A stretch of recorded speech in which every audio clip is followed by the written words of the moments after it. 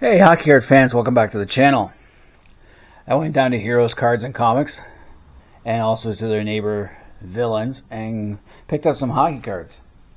First we'll go with the stuff from Heroes. I went and bought 15 O-PEE-CHEE hockey cards from the 1974 O-PEE-CHEE set. This is Philadelphia Flyers' first Stanley Cup. So it's the 73-74 stat year. And let's see what they got. First up, got card number 1, the 1973-74 goal leaders. This had Phil Esposito as the NHL East leader in goals, and Bill Goldsworthy, the NHL West leader in goals.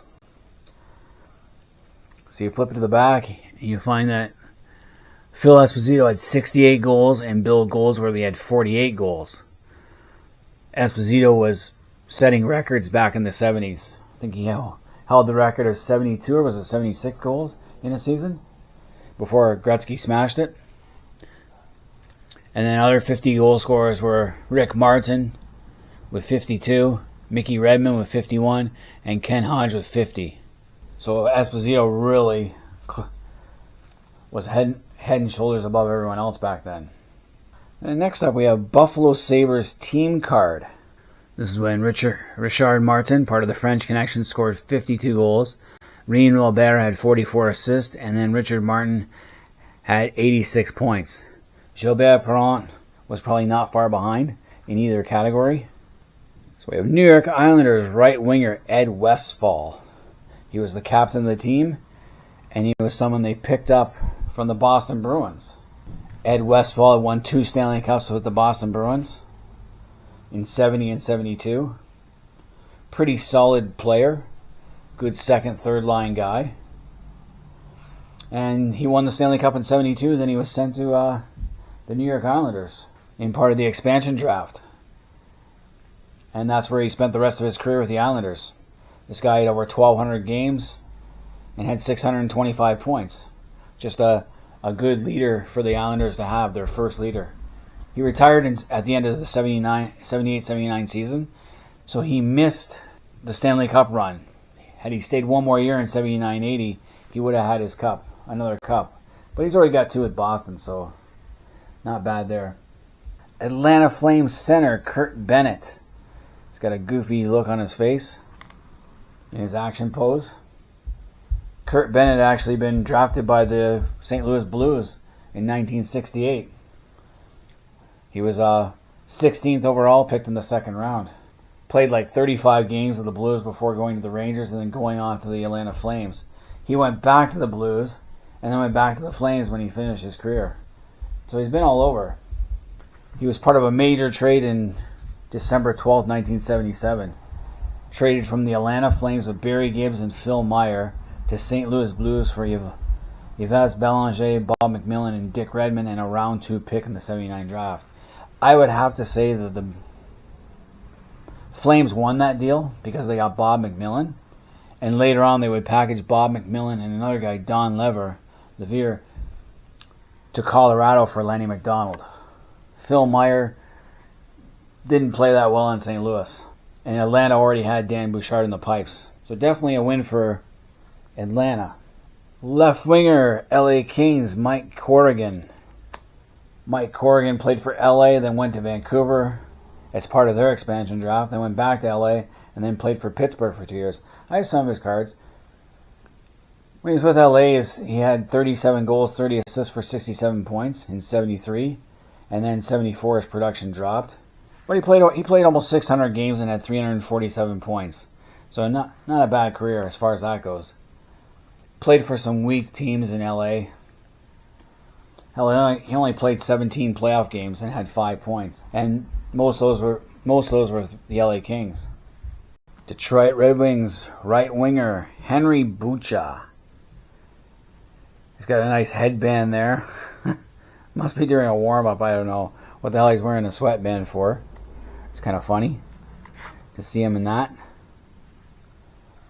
He was a second round pick in the 1971 amateur draft, going 16th overall to the Red Wings. I have his rookie card. He also played for the Minnesota North Stars, Kansas City Scouts, went to the Minnesota Fighting Saints, and then the Colorado Rockies. only played 36 games in the WHA and then 247 in the NHL. Had 102 points. So not exactly. He played for a really bad Detroit team. Vancouver Canucks defenseman Tracy Pratt. I have a few of his other cards. He started his career with the Oakland Seals, then he went to the Pittsburgh Penguins. Buffalo Sabres as part of the expansion draft. That's where I have his card. And then he went to the Vancouver Canucks in 74. So he was traded mid-73-74 from Buffalo to Vancouver. So he was traded from Buffalo with John Gould to Vancouver Canucks for Jerry Korab. I think Buffalo won that deal. Jerry Korab was a pretty big guy. Big, tough guy. Pratt would later play 66 games with Colorado before going to Toronto that same year. So he's traded from Colorado to Toronto for a round 3 pick in the 77 draft. No idea who Toronto got for that. Defenseman, Buffalo Sabres, Larry Carrier. 1972, second round pick, 25th overall by the Sabres. Sabres actually had a really good team in the mid-70s. Like from the mid-70s on, where they had the French connection. He played with Buffalo, Atlanta, Vancouver, LA, Buffalo, and Toronto. 366 games, had like 90 points for a defenseman. I remember having some of his trade cards. Philadelphia Flyers right winger and assistant, Gary Dornhofer. High cheeks. He had a habit of putting his bum in the opposing goalies' faces or something like that, from what I hear. He had actually been in the Boston Bruins farm system before getting selected in the expansion draft by Philly, where he played the rest of his career. Won 2 Stanley Cups with the Philadelphia Flyers. Then became a broadcaster. I remember him more as a broadcaster in the 80s.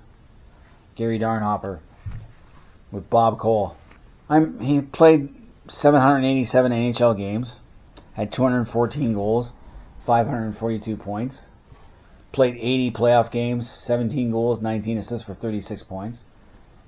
I also know him as the guy who Larry Robinson hit so hard in the boards that it dented the boards of the Forum.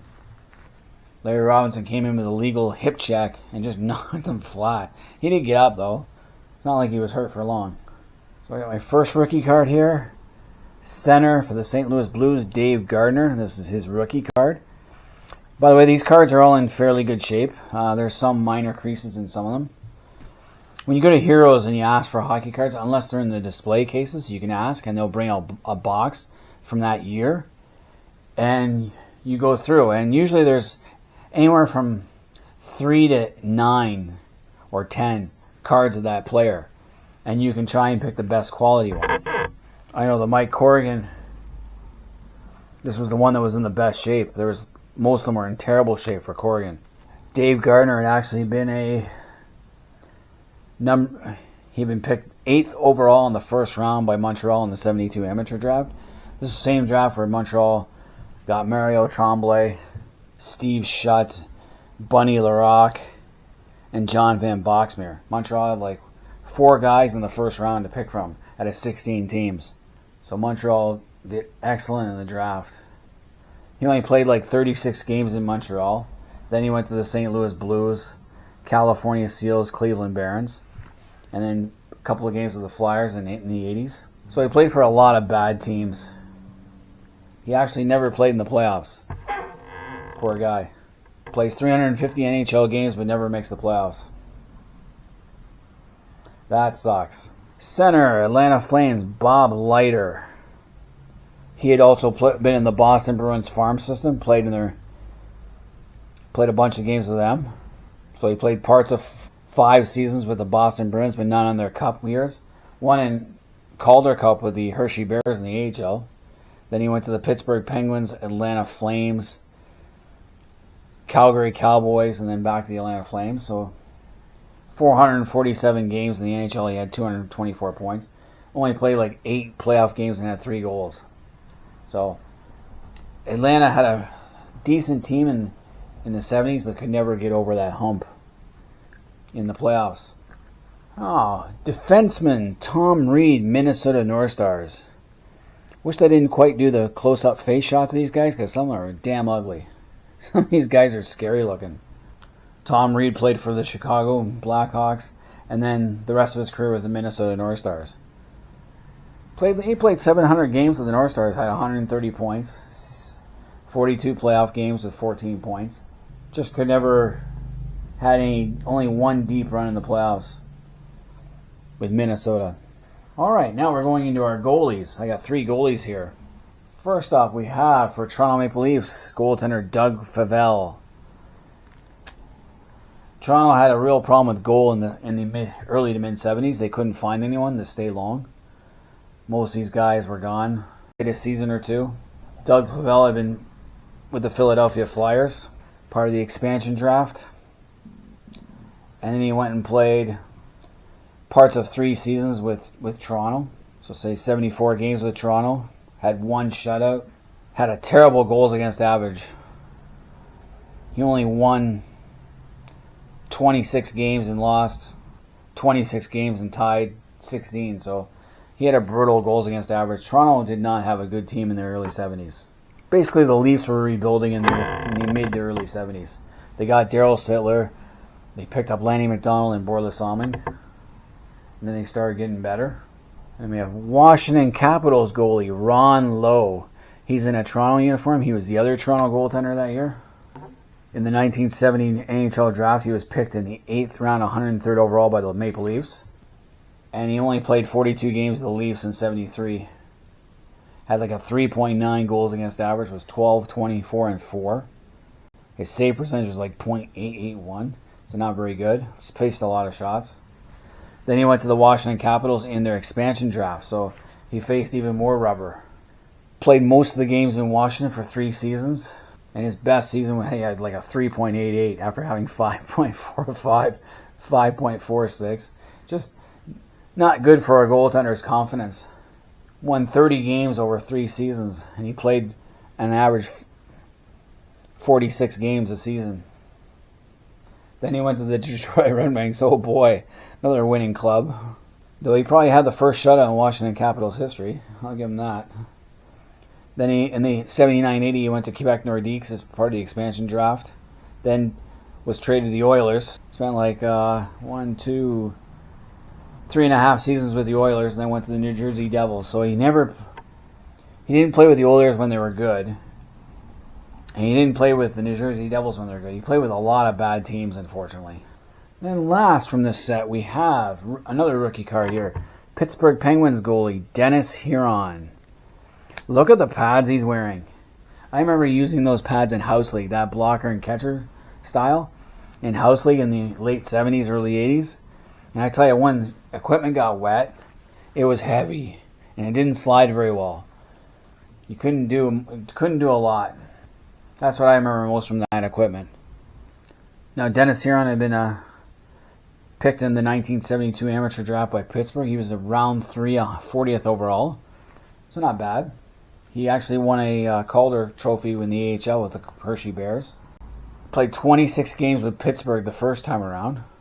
And his first season wasn't bad. 18 games, had 2 shutouts, a 3.41, 6, 7, and 2. So he actually played pretty good for Pittsburgh. And then he went to the Kansas City Scouts, where he had 2 forgettable seasons there. Like when you're 11, 39, and 11, you know that the team is bad. And you play 64 games. Went back to Pittsburgh when they actually had a good team and did fairly well there. But his best years were with Montreal. 79-80, he went to the Montreal Canadiens after Kenny Dryden's retirement. They picked him up, and he has the best years of his career with Montreal. I think Montreal should have kept Huron instead of keeping Larocque, Sevigny, and Walmsley. Well, they did trade Larocque eventually to Toronto, but Huron was just the odd man out with Walmsley and Sevigny. I thought Huron was a much better goalie. Then he goes back to Pittsburgh, and he ends his final career playing with Mario Lemieux. So yeah, definitely had like 10 shutouts in his career, 3.71 goals against average. So in August 30th, 1979, traded from Pittsburgh with round 2 in the 82 draft, which turned out to be a guy who never played, Jocelyn Gavreau, to Montreal Canadiens for Pat Hughes and Robert Holland. I don't know, Pat Hughes won a cup with Montreal and then won 2 cups with Edmonton, so I definitely think traded from Pittsburgh Penguins to Edmonton Oilers for Pat Price. So I think Montreal won that deal because they got 3 pretty good years out of Huron. Instead of, and then Pittsburgh turned around and got Pat Price. And Robert Holland never really played that much. Yeah, Rob Holland only played 44 games with Pittsburgh. Never had a hockey card with them. All right, so there we go. 15 hockey cards. Dennis Huron was the most expensive at $5. The others range from anywhere from 75 cents to $1.50, depending on the quality. And I was quite pleased, so I paid $26 counting the taxes for 15 cards. It goes a little way to completing that set. I still have a long way to go. But then I went over to Villains.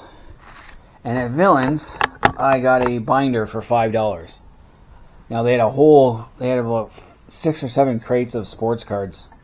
They did.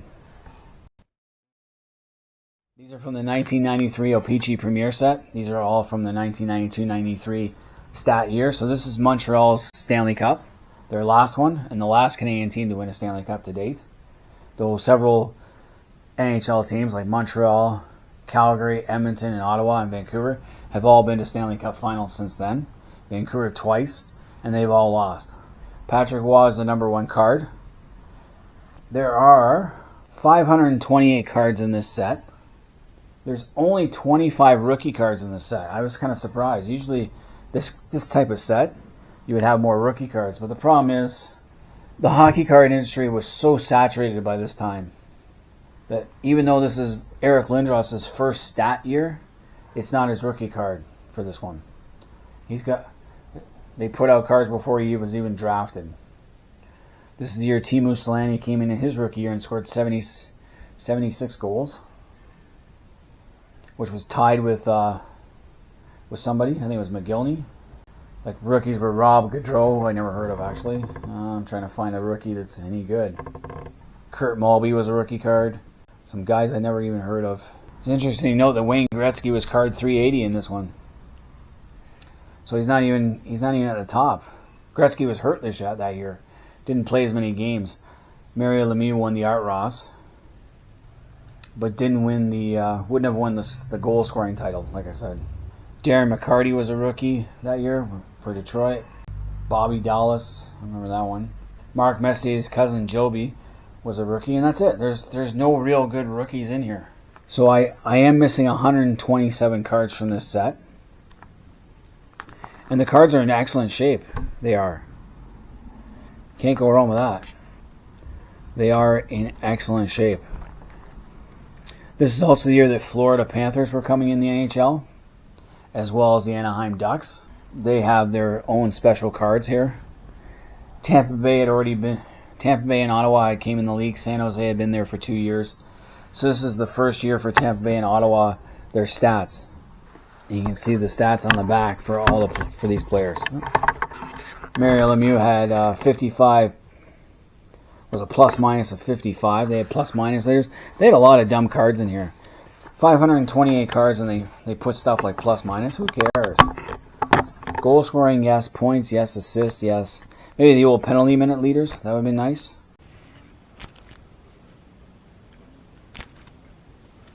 So it was an interesting time when they really expanded the NHL. They from 21 teams. They brought in San Jose for 22. Tampa Bay, Ottawa came in for 23, 24. And then Florida, Anaheim for 25, 26 teams. All within a 3-year period. So there was a lot of expansion and a lot of opportunities. Randy Carlyle still playing. There's a couple of old guys still playing. I think the oldest guy I found playing still was Mark Howe. He played in the WHA with his father since 1973 at least, and he's still in there. You notice how the goalie pads are starting to get bigger. The equipment's getting bigger at this point and getting better, like as far as aerodynamics are going. They have these super rookie cards, so technically these are rookie. This is their rookie season, but they already have cards from before. Tommy Soderstrom, Felix Potvin, Joe Juneau, McEachran, Kovalenko, Dixon Ward, who I don't think I know. Malikov was a rookie that year. It's Teemu Selanne. So this Teemu Selanne, this should be his rookie year, but it's not. He has a card the year before, or from somewhere else.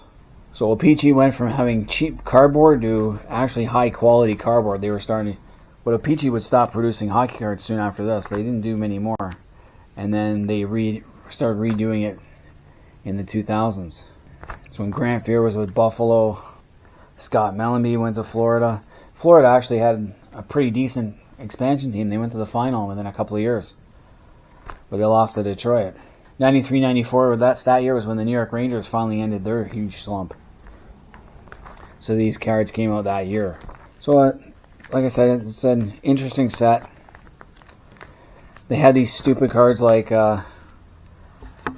countries, like guys who are playing for different countries, like the Czechs have their own. There's Yager with the Czech flag. They also have all-star cards, like team cards. There's Canada up there. They have the United States and the Russians, I know that. And it just goes on and on and on. So not bad. For $5, I got 400 cards for $5. In excellent shape, with a binder, most of them in sleeves, so I couldn't go wrong with this set. I'll have to see if I can get the rest of the set one day. Shouldn't be hard. I have Mario Lemieux's in here too somewhere. So Teemu Selanne's in here. So I'm pretty sure I have all the major cards. But yeah, if you go to Villains, if you're in London area, I suggest checking out Heroes Cards and Comics and Villains next door. You find lots of stuff. If you're a Star Wars fan, you could find Tauntauns. There's a whole box of Tauntauns without the harness, but you could have a herd of Tauntauns from The Empire Strikes Back.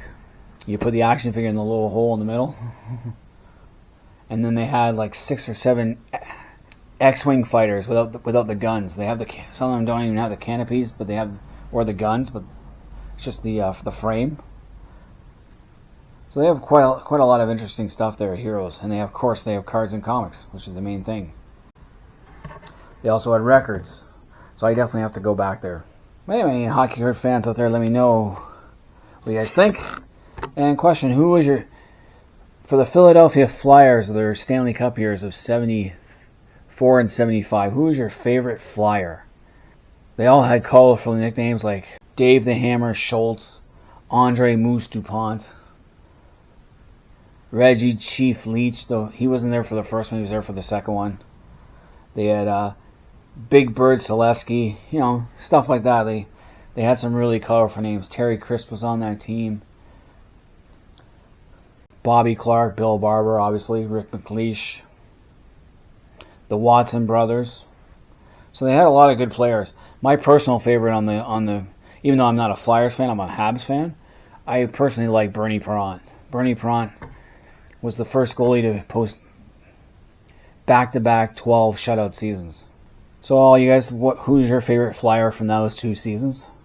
Leave comments in the comment section. Until next time, this has been Hockey Night in Belmont.